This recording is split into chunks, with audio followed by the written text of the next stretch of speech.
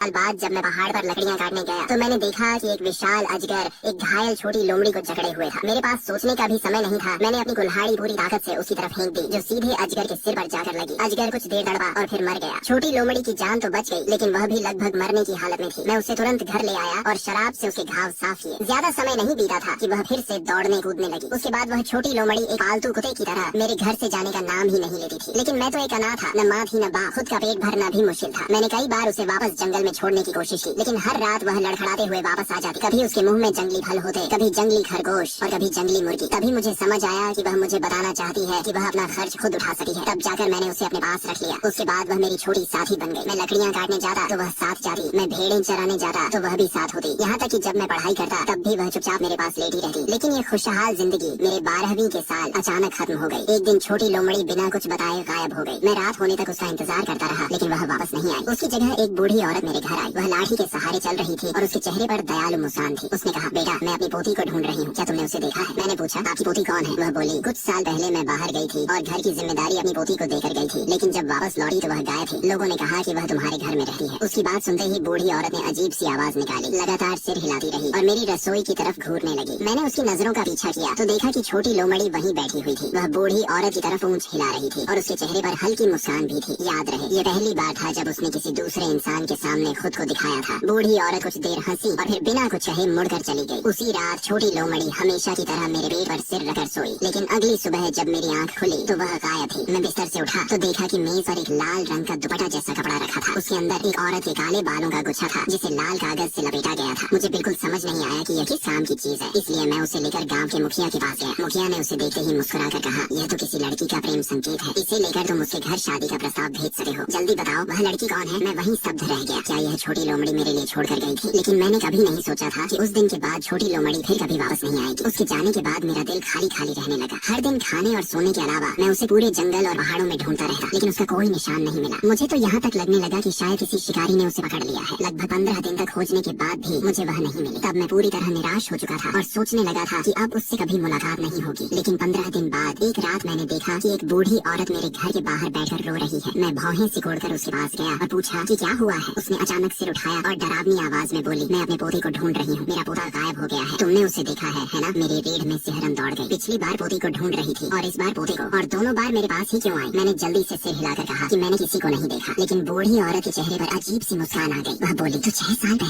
साल पहले क्या तुमने मेरे पोते को देखा था? उसकी आवाज ऐसे लग रही थी जैसे वह मुझसे जवाब मांग रही हो। मैं काफी देर सोचता रहा और मन ही मन यही समझा कि यह बूढ़ी औरत शायद पागल है। ये सुनकर वह कुछ नहीं बोली, बस मुझे घूरते हुए मुस्कुराती रही। उसकी वह रहस्यमयी मुस्कान देकर मैं डर गया और पीछे हटा हुआ भागकर गांव के मुखिया के घर पहुंच गया। हाँफते हुए मैंने उसे सारी बात बता दी। मुखिया मुंह में बीड़ी दबाए बैठा था। मेरी बात सुनकर वह अचानक ठिठक गया और फिर मेरे पीछे इशारा करते हुए बोला, जिस औरत की बात कर रहे हो क्या वह यही है? मेरी पीठ में ठंडी लहर दौड़ गई। मैं कांपते हुए पीछे मुड़ा और देखा कि वही बूढ़ी औरत बिना कोई आवाज किए मेरे पीछे खड़ी थी। मैं डर कर तुरंत मुखिया के पीछे छिप गया। मुखिया ने उसे ऊपर से नीचे तक देखा और पूछा, तुम किस गांव की हो बुढ़िया? रात को एक छोटे बच्चे को डराना ठीक नहीं है। बूढ़ी औरत ने बस भारी आवाज में कहा, मैं अपने पोते को ढूंढने आई हूँ। उसके बाद गांव का मुखिया उससे चाहे जितना पूछता रहा, वह सिर्फ मुस्कुराती रही। आखिर मुखिया घर के अंदर गया और 2 अंडे लाकर उसके हाथ में थमा दिए। ये लो और यहाँ से निकल जाओ। आगे से मेरे इलाके में आकर लोगों को मत डराना। लेकिन बूढ़ी औरत ने अंडों को देखा और गुस्से में जमीन पर पटक दिया। फिर वह चीखते हुए मेरी तरफ उंगली दिखाकर बोली, इसने मेरे पोते को मार डाला है, मैं जिंदगी भर इसका पीछा करूंगी। ये सुनते ही मुखिया का चेहरा बदल गया। उसने तुरंत मुझे आंगन की बत्ती जलाने को कहा। मैं भाग कर गया और रस्सी खींचकर बत्ती जला दी। दरवाजे के सामने रोशनी फैलते ही मैंने साफ देखा कि बूढ़ी औरत के कंधे पर एक लाल रंग का जहरीला सांप लिटा हुआ था। उसकी 2 जहरीली दांत बाहर निकली हुई थी और वह मुझे घूर रहा था। मुखिया भी घबरा गया। उसने धीरे से मुझसे पूछा, मेरी नजर कमजोर है, जरा देख तो उस बूढ़ी औरत की परछाई है या नहीं। ये सुनकर मैंने तुरंत उसकी तरफ देखा। वह बिल्कुल सीधी खड़ी थी, लेकिन उसके पीछे सचमुच कोई परछाई नहीं थी। मेरे पूरे शरीर में ठंडा पसीना छूट गया। मैं डर के मारे कुछ बोल नहीं पाया और बस सिर हिला दिया। तभी मुखिया ने अचानक जोर से कहा, बेटा डर मत, मेरे घर में एक पुश्तैनी तलवार रखी है, जल्दी जाकर ले आ। मैं कांपते हुए घर के अंदर भागा, लेकिन काफी देर ढूंढने के बाद भी मुझे कोई तलवार नहीं मिली। जब मैं बाहर आकर कहने वाला था कि कुछ नहीं मिला, तब तक बूढ़ी औरत दूर जा चुकी थी। मुखिया ने घबराकर मुझे अंदर खींच लिया और दरवाजा कसकर बंद कर दिया। फिर बोला, पगले कैसी तलवार? मैंने उसे बहलाने के लिए झूठ बोला था, तेरे पीछे कोई अशुभ चीज पड़ गई है। इतना कहकर उसने घर की बत्ती बुझा दी और धीरे से पूछा कि क्या मैंने पहाड़ पर किसी चीज को नुकसान पहुंचाया था। मैंने बहुत सोचा, बचपन से लेकर अब तक मैंने किसी इंसान का बुरा नहीं किया था। तभी मुझे 6 साल पहले की बात याद आई, जब मैंने उस छोटी लोमड़ी को बचाने के लिए एक सफेद सांप को कुल्हाड़ी से मार दिया था। मैंने ये बात मुखिया को बताई। ये सुनकर उसका पूरा शरीर कांप उठा। अरे मूर्ख लड़के, पहाड़ों में रहने वाली चीजों को ऐसे थोड़ी मारते हैं, अब तू बड़ी मुसीबत में है। उसने कहा कि अगली सुबह वह मुझे एक जानकार आदमी के पास ले जाएगा और आज आज रात मुझे उसके घर में ही सोना होगा। साथ ही चेतावनी दी कि रात में चाहे कोई भी आवाज दे जवाब नहीं देना। उस रात मैं सचमुच चुपचाप लेटा रहा, लेकिन करीब आधी रात शायद 11 बजे बाहर से सरसराहट की आवाज आने लगी। उसके बाद वही बूढ़ी औरत के रोने की आवाज सुनाई दी। मैंने खिड़की से बाहर झांका तो एक झुकी हुई परछाई घर के बाहर घूम रही थी। चलते चलते वह अचानक खिड़की पर आकर चिपक गई, जैसे मुझे ढूंढ रही हो। मैं डर के मारे हिल भी नहीं पाया। तभी बगल वाले कमरे से मुखिया की आवाज आई, सिर कंबल में छिपा ले, मत देख। वह रोने की आवाज कभी पास आती कभी दूर जाती रही। आखिर सुबह करीब 3 बजे जाकर सब शांत हुआ, लेकिन उसके बाद भी मैं कंबल से बाहर निकलने की हिम्मत नहीं जुटा पाया। पता नहीं कब मेरी आंख लग गई। फिर मैंने एक भयानक सपना देखा। सपने में वही सफेद सांप था जिसे मैंने मारा था। उसका शरीर खून और मांस से लथपथ था। वह मुझे घूर रहा था और इंसानों की भाषा में कह रहा था, मुझे मेरी जान वापस दे। मैं चीख मारकर बिस्तर पर बैठ गया। तब तक सुबह हो चुकी थी। मुखिया मेरे सिरहाने खड़ा था और मुझे जल्दी उठने को कह रहा था ताकि वह मुझे दूसरे गांव के एक जानकार आदमी के पास ले जा सके। लेकिन उसी रात वह पागल बूढ़ी औरत फिर आ गई। वह फिर खिड़की पर चिपकी हुई मुझे देकर मुस्कुरा रही थी। मुखिया हाथ में चाकू लेकर बाहर भागा, लेकिन वहाँ कोई नहीं मिला। बाद में अगरबत्ती जलाना, कागज जलाकर माफी मांगना, सब बेकार गया। सबसे डरावनी बात ये हुई कि अगली सुबह जब मेरी आँख खुली तो मैं पहाड़ पर एक बड़े पेड़ के नीचे पड़ा था और वही जगह थी जहाँ मैंने सालों पहले उस सफेद सांप को मारा था। इस तरह 3 दिन तक मैं मुखिया के घर में छिपा रहा। हर उपाय आजमाया गया, लेकिन कोई फायदा नहीं हुआ। मुखिया भी इतनी परेशानी से थक चुका था। मैं उसे और मुसीबत में नहीं डालना चाहता था, इसलिए चौथे दिन सुबह उसकी बात न मानते हुए चुपचाप अपने घर लौट आया। लेकिन मुझे हैरानी हुई कि घर पहुँचते ही मुखिया भी हाँफता हुआ पीछे पीछे आ गया। उसके हाथ में एक फावड़ा था। वह बोला, पगले, मैं कैसे देख सका हूँ कि तू अकेला मरने जा रहा है। चाहे जो हो जाए, मैं इस मुसीबत को खत्म करके रहूंगा। फिर उसने गंभीर नजरों से मेरी तरफ देखा। बेटा, अब मैं तुझसे सच नहीं छिपाऊंगा। लियू परिवार तुझसे बदला लेने आया है। अगर जिंदा रहना है तो सिर्फ एक ही रास्ता बचा है। मैं घबरा कर बोला, ये लियू परिवार और हु परिवार क्या है? मैंने तो कभी इनके बारे में नहीं सुना। मुखिया बोला, हुआंग, बाई, लियू और हुई, ये सब पुराने आदमी परिवार हैं। जिस सांप को तूने मारा था और जो अब तेरा पीछा कर रहे हैं, वे लियू परिवार से हैं। और जिस छोटी लोमड़ी को तूने बचाया था वह हु परिवार की थी। अब सिर्फ वही लोग तेरी मदद कर सके हैं। मैं डर के मारे कांपने लगा और पूछा कि क्या कोई दूसरा रास्ता नहीं है? मुखिया ने सिर हिलाया। इंसानों और आत्मिक जीवों की दुनिया अलग होती है। मैं नहीं चाहता था कि तू इस रास्ते पर जाए, लेकिन अब हमारे सारे उपाय खत्म हो चुके हैं। वह लाल कपड़ा अभी भी तेरे पास है? मैंने हाँ में सिर हिलाया। वह बोला, बहुत अच्छा, यह हु परिवार की किसी लड़की की निशानी है। इसे साथ लेकर जाओगे तभी उन्हें ढूंढ पाओगे। उसकी बात खत्म भी नहीं हुई थी कि बाहर आंगन से अचानक अनगिनत सरसराहट की आवाजें आने लगी। मुखिया का चेहरा सफेद पड़ गया। उसने तुरंत पास रखी बड़ी छुरी उठा ली। हम दोनों अभी मुख्य कमरे तक पहुंचे ही थे कि एक डरावना दृश्य सामने आया। वही बूढ़ी औरत रास्ते पर खड़ी थी और उसकी आंखों में खौफनाक चमक थी। मेरा दिमाग सुन्न हो गया और मेरे पैर जवाब देने लगे। मैं कांपते हुए पीछे हटने लगा, आंखों में आंसू भर आए। तभी मुखिया ने मुझे पकड़कर वापस खींच लिया और भारी मेज से दरवाजा अड़ा दिया। फिर चिल्लाकर बोला, बेटा ध्यान से सुन, अगर हु परिवार सामने नहीं आया तो हमारा गांव भी नहीं बचेगा। उसने पिछली खिड़की की तरफ इशारा किया। खिड़की से निकल जाओ, निशानी साथ लो और सीधे दक्षिणी पहाड़ के कब्रिस्तान की तरफ भागो। रास्ते में चाहे कुछ भी सुनो, पीछे मुड़कर मत देखना। इस बीच बाहर सांपों का झुंड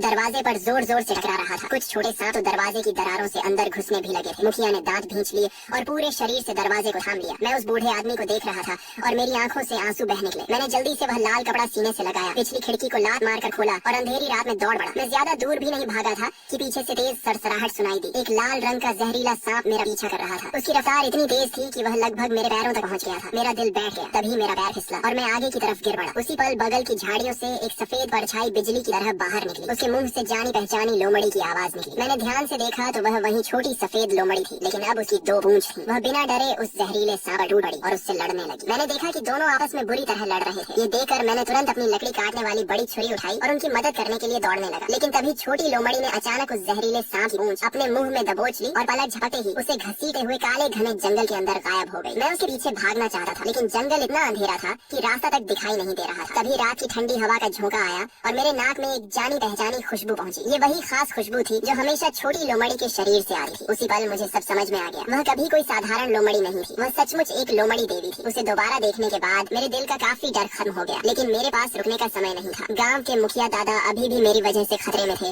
और मुझे उनकी जान बचानी थी। मैंने गहरी सांस ली और हिम्मत जुटाकर दक्षिणी पहाड़ की तरफ दौड़ना जारी रखा। अपनी जिंदगी में मैं कभी इतना तेज नहीं भागा था। कानों के पास हवा सीटी मार रही थी और मुझे बार बार ऐसा महसूस हो रहा था जैसे कोई बर्फ जैसा ठंडा जीव मेरे पैरों के पीछे पीछे रेंग रहा हो। मैं पीछे मुड़कर देखने की हिम्मत नहीं कर सका और बस चांदनी की हल्की रोशनी के सहारे भागा रहा। ये गांव की निषिद्ध जगह थी जहां आमतौर पर कोई आने की हिम्मत नहीं करता था। जितना ऊपर चढ़ता गया रास्ता उतना ही सुनसान और डरावना होता गया। चारों तरफ टूटे पत्थर और बिना नाम वाली पुरानी कब्रें दिखाई दे रही थीं। तभी अचानक मेरे पीछे से गांव के मुखिया दादा की आवाज आई, बेटा एक बार पीछे मुड़कर अपने दादा को तो देख। मेरे कदम अचानक धीमे पड़ गए और दिल जोर से धड़कने लगा। एक पल के लिए मुझे लगा कि शायद दादा सचमुच वहाँ से बचकर निकल आए हैं। मैं लगभग पीछे मुड़ने ही वाला था कि अचानक मुझे उनकी चेतावनी याद आ गई, रास्ते में चाहे कुछ भी सुनो, पीछे मत देखना। वह आवाज लगातार मेरे करीब आती जा रही थी। मुझे तो ऐसा भी महसूस होने लगा कि कोई मेरे गर्दन के पास ठंडी सांसें छोड़ रहा है। मैं डर के मारे पागलों की तरह और तेज भागने लगा। आखिरकार मैं एक भयानक और सुनसान कब्र कब्रिस्तान में पहुंच गया। तभी सामने से एक अजीब सी आवाज सुनाई दी, जैसे कोई धीरे धीरे बाल संवार रहा हो। चांदनी की हल्की रोशनी में मैंने देखा कि सामने एक कब्र के ऊपर सफेद कपड़े पहने एक आकृति बैठी हुई थी। उसके हाथ में एक पुरानी लकड़ी की कंघी थी और वह धीरे धीरे अपने बहुत लंबे बालों को संवार रही थी। उसके काले बाल जमीन तक घिसट रहे थे और वह पीठ करके चुपचाप बैठी हुई थी। तभी वह सफेद आकृति धीमी आवाज में बोली, लड़के मेरे बाल देखो, क्या ये सुंदर है। उसकी आवाज सुनते ही मेरा पूरा शरीर जम गया। तभी मुझे डरावनी सच्चाई का एहसास हुआ। वह मेरी तरफ पीठ करके नहीं बैठी थी, बल्कि शुरू से ही मेरी तरफ मुंह करके बैठी थी। अगले ही पल उसने अपने चेहरे पर लटक रहे बिखरे बालों को हटाया और एक सफेद डरावना चेहरा सामने आ गया। यह दृश्य देखते ही मेरे पैरों से ताकत निकल गई और मैं जमीन पर गिर पड़ा। उसी समय मेरी बाहों में दबा लाल कपड़ा और बालों का गुच्छा भी लुढ़कर बाहर गिर गया। वह महिला आत्मा अचानक चीख उठी और मेरी तरफ झपट पड़ी। उसी समय पीछे की झाड़ियों से वह लाल जहरीला सांप भी निकल आया और अपने जहरीले दांत दिखाते हुए सीधे मेरे गले की तरफ बढ़ा। मेरे सामने भूत और पीछे सांप था। मेरे हाथ में सिर्फ लकड़ी काटने वाली छुरी थी। उस पल मुझे लगा कि अब मेरा बचना नामुमकिन है। लेकिन ठीक उसी समय जमीन पर पड़ा लाल कपड़ा अचानक लाल रोशनी से चमक उठा। उसके अंदर रखा काले बालों का गुच्छा बिना हवा के अपने आप जलने लगा और फिर धुएं की पतली लकीर बनकर आसमान की तरफ उड़ गया। ऐसा लगा जैसे समय उसी पल रुक गया। हवा में झपटी हुई वह महिला आत्मा अचानक किसी अदृश्य दीवार से टकरा गई और दर्द भरी चीख मारने लगी। वह डर कर चिल्लाई, हूँ परिवार की पवित्र अग्नि, जैसे उसने अपने सबसे बड़े दुश्मन को देख लिया हो। अगले ही पल वह काले धुएं में बदल गई और तेजी से वापस अपनी कब्र में घुस गई। वहीं वह भयानक लाल सांप ही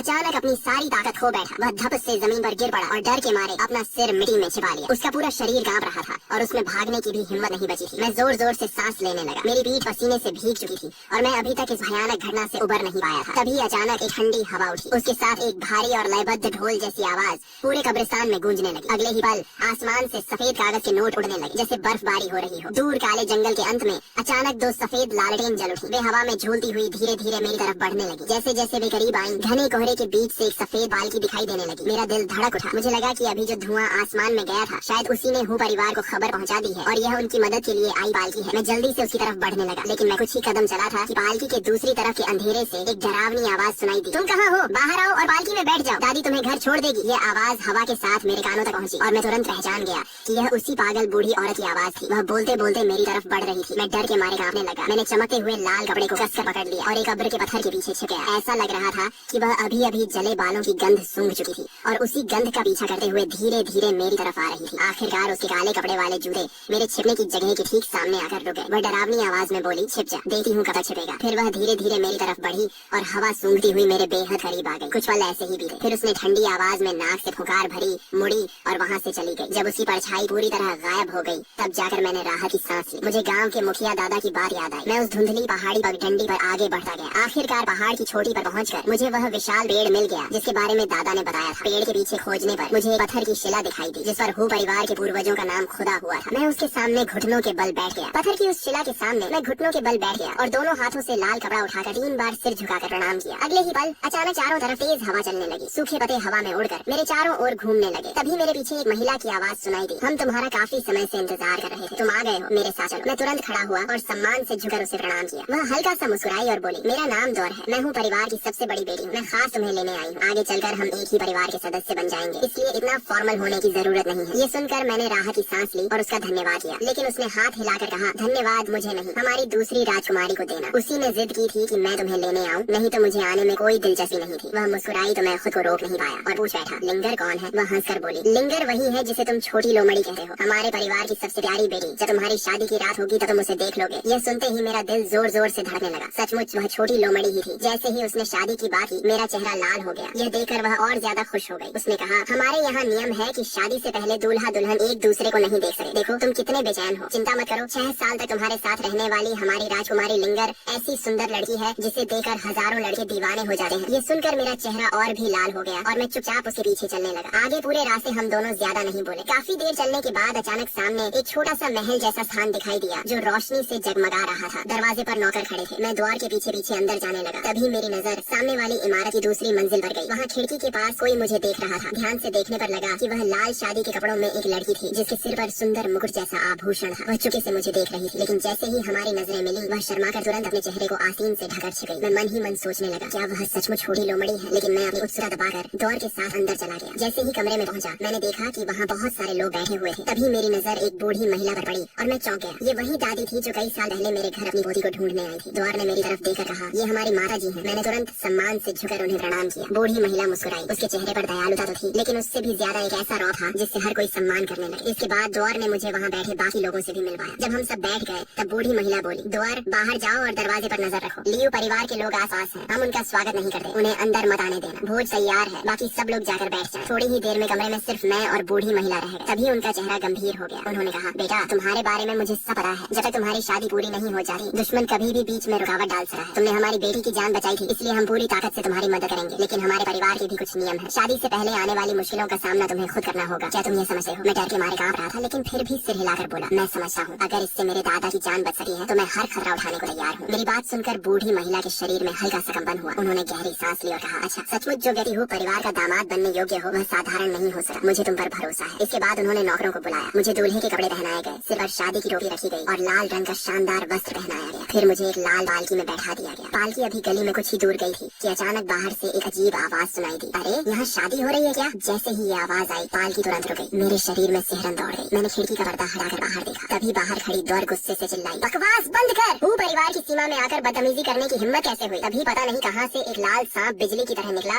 और सीधा पालकी के अंदर घुस आया। उसने मेरी कलाई पर जोर से काट लिया। दर्द से मैं जोर से चीख पड़ा। उसके बाद मेरी चेतना धीरे धीरे धुंधली होने लगी। मुझे बस इतना याद है कि हु परिवार के लोग मुझे संभाल कर एक बड़े हॉल में ले गए। जब दोबारा मेरी आँख खुली तो मैंने खुद को एक कमरे में पाया। चारों तरफ लाल रंग की शादी की सजावट थी और दीवारों पर शुभ चिन्ह लगे हुए थे। कमरे के बीचों बीच एक बिस्तर था जिस पर लाल घूंघट ओढ़े एक दुल्हन बैठी हुई। तब मुझे समझ आया कि यह हमारा विवाह कक्ष है। मुझे अचानक अपनी कलाई का घाव याद आया। मैंने जल्दी से कपड़े हटाकर देखा। वहाँ सिर्फ 2 हल्के दांतों के निशान बचे थे और किसी ने पहले ही दवा लगा दी थी। उसी समय मुझे गांव के मुखिया दादा की याद आई। मैं सोचने लगा कि मेरी शादी तो हो रही है, लेकिन पता नहीं गांव में सांपों का हमला रुका या नहीं। मैं तुरंत बिस्तर से कूदकर बाहर जाने लगा। तभी दुल्हन की आवाज आई, तुम कहाँ जा रहे हो? मैंने जल्दी से जवाब दिया, मुझे अपने गाँव के मुखिया दादा के पास जाना है, पता नहीं वहाँ क्या हालत होगी। ये कहकर मैंने दरवाजा खोला, लेकिन जैसे ही दरवाजा खुला बाहर द्वार खड़ी दिखाई दी। उसने मुझे तुरंत रोक लिया और बोली, तुम कहीं नहीं जाओगे। अगर तुम अभी इस कमरे से बाहर निकले तो हमारी लिंगर का क्या होगा? इतना कहकर उसने मुझे वापस कमरे में धक्का दे दिया और बाहर से दरवाजा बंद कर दिया। मैं कुछ समझ पाता उससे पहले ही कमरे के अंदर बैठी दुल्हन भी बोल उठी, अगर तुम आज रात चले गए तो मैं रो दूंगी। मैं पूरी तरह असहाय हो गया। मैंने उसे समझाने की कोशिश की, मैं बस गाँव जाकर दादा को देखना चाहता हूँ, मैं भाग नहीं रहा। लेकिन उसने कहा, तुम हूँ परिवार से बाहर जा ही नहीं सकते। मुझे उसकी बात पर विश्वास नहीं हुआ। मैं दरवाजे तक गया और पूरी ताकत से उसे खींचा, लेकिन वह बाहर से बंद था। मैं परेशान होकर सोच ही रहा था कि अब क्या करूं। तभी दुल्हन ने कहा, अगर तुम सच में जाना चाहते हो तो मैं तुम्हारे साथ चल सकती हूँ, मुझे बाहर निकलने का तरीका पता है। मैं ये सुनकर खुश हो गया, लेकिन उसने तुरंत सिर हिलाकर कहा, नहीं अभी नहीं, पहले तुम्हें मेरा घूंघट उठाना होगा। माँ ने कहा है कि यह काम सिर्फ दूल्हा ही करेगा। उसके बाद हमें शादी की रस्म के अनुसार साथ में शराब भी पीनी होगी। मैं बेचैन होकर दरवाजे की तरफ देखने लगा। समय बर्बाद करने का मौका नहीं था, इसलिए मैं जल्दी से उसके सामने पहुंचा और उसका घूंघट उठाने के लिए हाथ बढ़ाया, लेकिन वह नाराज होकर बोली, हाथ से नहीं, वहाँ रखी हुई लकड़ी की छड़ी से उठाओ। मैं मन ही मन हैरान रह गया। मैंने सोचा ये लड़की कितनी नियमों वाली है, लेकिन मेरे पास कोई और रास्ता नहीं था। मैं मेज के पास गया, वह छड़ी उठाई और वापस उसके सामने आ गया। उसी समय मैंने देखा कि उसने अपने दोनों गोरे हाथों से अपने कपड़ों को कसकर पकड़ रखा था। ऐसा लग रहा था कि वह मुझसे भी ज्यादा घबराई हुई है, लेकिन उस समय मेरे पास उसके बारे में सोचने का समय नहीं था। मैंने बिना देर किए छड़ी उठाई और उसके लाल घूंघट को एक ही झटके में ऊपर उठा दिया। तो दोस्तों फिलहाल इस मैनवा के सिर्फ इतने ही पार्ट्स रिलीज हुए हैं, इसलिए स्टोरी यहीं तक अवेलेबल है। जैसे ही इस